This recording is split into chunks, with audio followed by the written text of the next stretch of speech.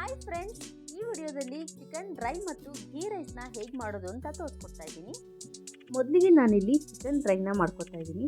ಅರ್ಧ kg ತೊಳೆದಿಟ್ಟಿರುವಂತಹ ಚಿಕನ್ಗೆ 1-2 ಸ್ಪೂನಷ್ಟು ಶುಂಠಿ ಬೆಳ್ಳುಳ್ಳಿ ಪೇಸ್ಟು, 1/4 ಸ್ಪೂನಷ್ಟು ಅರಿಶಿನ, 2 ಸ್ಪೂನಷ್ಟು ಖಾರದ ಪುಡಿ ಮತ್ತು ರುಚಿಗೆ ತಕ್ಕಷ್ಟು ಉಪ್ಪು, 1 ಸ್ಪೂನಷ್ಟು ಚಿಕನ್ ಮಸಾಲ ಪುಡಿ ಮತ್ತು 1 ಸ್ಪೂನಷ್ಟು ಧನಿಯಾ ಪುಡಿ, 1/4 ಸ್ಪೂನಷ್ಟು ಪೆಪ್ಪರ್ ಪೌಡ್ರು ಮತ್ತು 2-3 ಸ್ಪೂನಷ್ಟು ಮೊಸರನ್ನ ಹಾಕ್ಕೊತಾ ಇದ್ದೀನಿ.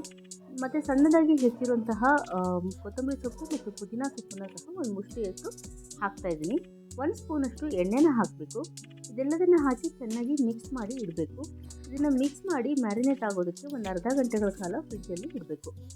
ಚಿಕನನ್ನು ಫ್ರಿಜ್ಜಲ್ಲಿ ಇಟ್ಟಾದ ನಂತರ ಅರ್ಧ ಗಂಟೆ ಆದಮೇಲೆ ಒಂದು ದಪ್ಪ ತಗಡ ಕಡಾಯಿನ ಕಾಯಿಸಿ ಅದಕ್ಕೆ 2 ಸ್ಪೂನಷ್ಟು ತುಪ್ಪ ಮತ್ತು 2 ಸ್ಪೂನಷ್ಟು ಎಣ್ಣೆನ ಹಾಕಿ ಈ ರೀತಿ ಸೀಳಿರುವಂತಹ ಹಸಿಮೆಣಸು ಮತ್ತು ಹೆಚ್ಚಿರುವಂತಹ ಈರುಳ್ಳಿನ ಹಾಕಿ ಚೆನ್ನಾಗಿ ಫ್ರೈ ಮಾಡಬೇಕು.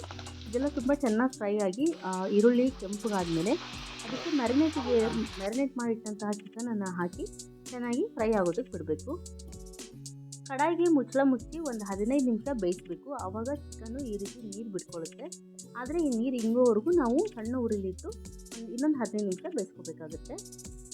ಚಿಕನ್ ಡ್ರೈ ಆಗೋಷ್ಟರಲ್ಲಿ ನಾವು ಘೀ ರೈಸನ್ನ ಹೇಗೆ ಮಾಡೋದು ಅಂತ ನೋಡ್ಕೊಬರೋಣ.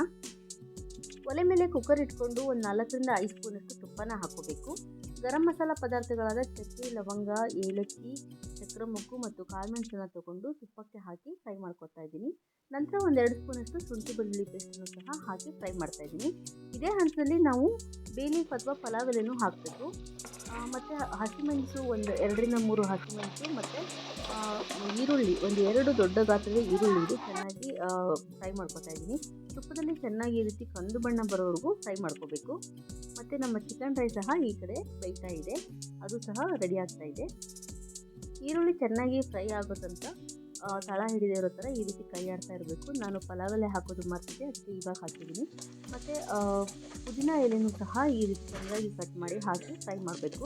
ಇದು ಬಾಸುಮತಿ ಅಕ್ಕಿ, ತೊಳೆದಿರುವಂತಹ ಬಾಸುಮತಿ ಅಕ್ಕಿನ ಹಾಕಿ ಮತ್ತು ಚೆನ್ನಾಗಿ ಅದೇ ತುಪ್ಪದಲ್ಲಿ ಅಕ್ಕಿನ ಚೆನ್ನಾಗಿ ಫ್ರೈ ಮಾಡ್ಕೋಬೇಕು. ನಾನಿಲ್ಲಿ 1.5 ಕಪ್ಪಷ್ಟು ಬಾಸುಮತಿ ರೈಸನ್ನು ತೊಗೊಂಡಿದ್ದೀನಿ.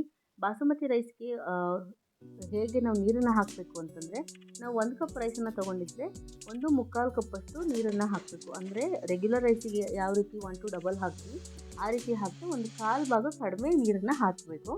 ಆವಾಗ ಉದುರಾಗಿರುವಂತಹ ಅನ್ನ ಬರುತ್ತೆ, ಇಲ್ಲಾಂದರೆ ಮುದ್ದೆ ಆಗಿಬಿಡುತ್ತೆ. ಮತ್ತು ರುಚಿಗೆ ತಕ್ಕಷ್ಟು ಉಪ್ಪನ್ನ ಹಾಕಿ ಈ ರೀತಿ ಮಿಕ್ಸ್ ಮಾಡ್ಕೋಬೇಕು. ಇದಕ್ಕೆ ಸಣ್ಣದಾಗಿ ಕಟ್ ಮಾಡಿರುವಂತಹ ಪುದೀನ ಸೊಪ್ಪು ಮತ್ತು ಕೊತ್ತಂಬರಿ ಸೊಪ್ಪನ್ನು ಸಹ ಹಾಕಿ ಮಿಕ್ಸ್ ಮಾಡ್ಕೊಂಡಿದ್ದೀನಿ. ಈ ಉದುರಾಗಿ ಘೀ ರೈಸ್ ಬರೋದಕ್ಕೆ ಒಂದು ಟ್ರಿಕ್ನ ಹೇಳ್ತಾ ಇದ್ದೀನಿ ಇಲ್ಲಿ. ಏನಪ್ಪ ಅಂತಂದರೆ, ಇದು ಚೆನ್ನಾಗಿ ಕುದಿಬೇಕು. ಕುದಿಯೋವರೆಗೂ ನಾವು ಕುಕ್ಕರ್ ಮುಚ್ಚಳನ ಹಾಕಬಾರ್ದು. ಈ ರೀತಿ ಚೆನ್ನಾಗಿ ಕುದಿ ಬಂದಾದಮೇಲೆ ಕುಕ್ಕರ್ ಮುಚ್ಚಳನ ಹಾಕಿ 1 ವಿಷಲ್ ಆದಮೇಲೆ ಆಫ್ ಮಾಡಬೇಕು. ಆವಾಗ ಈ ರೀತಿ ಉದುರಾಗಿರುವಂತಹ ರೈಸ್ ಬರುತ್ತೆ. ಇಲ್ಲ ಅಂದರೆ ಸ್ವಲ್ಪ ಮೆತ್ತಗಾಗೋದು, ಇಲ್ಲ ತಳ ಹಿಡಿಯೋದು, ಈ ರೀತಿ ಆಗೋ ಚಾನ್ಸಸ್ ಇರುತ್ತೆ. ನೋಡಿ ರೈಸ್ ಎಷ್ಟು ಉದುರಾಗಿದೆ. ಮತ್ತು ಇನ್ನೊಂದು ಕಡೆಗೆ ನಮ್ಮ ಚಿಕನ್ ಡ್ರೈ ಸಹ ರೆಡಿಯಾಗಿದೆ. ಚಿಕನ್ ಡ್ರೈ ಇದನ್ನು ಯಾವ ಬ್ಯಾಚುಲರ್ಸು ಮತ್ತು ಅಡುಗೆ ಬರದೇ ಇರೋರಾದ್ರೂ ಮಾಡ್ಬೋದು. ತುಂಬ ಈಸಿ ಆ್ಯಂಡ್ ಟೇಸ್ಟಿಯಾಗಿರುವಂತಹ ಚಿಕನ್ ಡ್ರೈ ಇದು. ಒಳ್ಳೆ ಸ್ಟಾರ್ಟರ್ ಆಗಿರುತ್ತೆ. ಇದಕ್ಕೆ ನಾನೊಂದು ಅರ್ಧ ಹೋಳಿಗೆಯಷ್ಟು ನಿಂಬೆಹಣ್ಣಿನ ರಸನ ಹಾಕಿ ಗ್ಯಾಸ್ ಸ್ಟವ್ ಆಫ್ ಮಾಡ್ತಾಯಿದ್ದೀನಿ. ಇದು ಸಹ ಈಗ ready to serve. Super and delicious ಆಗಿರುವಂತಹ ಚಿಕನ್ ಡ್ರೈ ಜೊತೆಗೆ ಘೀ ರೈಸ್ ತಿನ್ನೋದಕ್ಕೆ ರೆಡಿಯಾಗಿದೆ. ನಿಮಗೆಲ್ಲ ವಿಡಿಯೋ ಇಷ್ಟ ಆಗಿದೆ ಅಂತ ಅಂದ್ಕೊತೀನಿ. ಮಲೆನಾಡು ಸವಿರುಚಿ ಚಾನಲ್ನ ಯಾರ್ಯಾರು ಇನ್ನೂ ನಮ್ಮ ಚಾನಲ್ನ ಸಬ್ಸ್ಕ್ರೈಬ್ ಮಾಡಿಲ್ಲ, ಪ್ಲೀಸ್ ಎಲ್ಲರೂ ಸಬ್ಸ್ಕ್ರೈಬ್ ಮಾಡ್ಕೊಳ್ಳಿ. ಹಾಗೆ ಎಲ್ಲ ನಿಮ್ಮ ಫ್ರೆಂಡ್ಸ್ಗೆ ಮತ್ತು ಫ್ಯಾಮಿಲಿಯವರಿಗೆ ಶೇರ್ ಮಾಡಿ ಮತ್ತು ಲೈಕ್ ಮಾಡಿ, ಕಮೆಂಟ್ ಮಾಡಿ ಹೇಗಿತ್ತು ಅಂತ ತಿಳಿಸ್ಕೊಡಿ. Thank you so much for watching. Keep supporting our channel.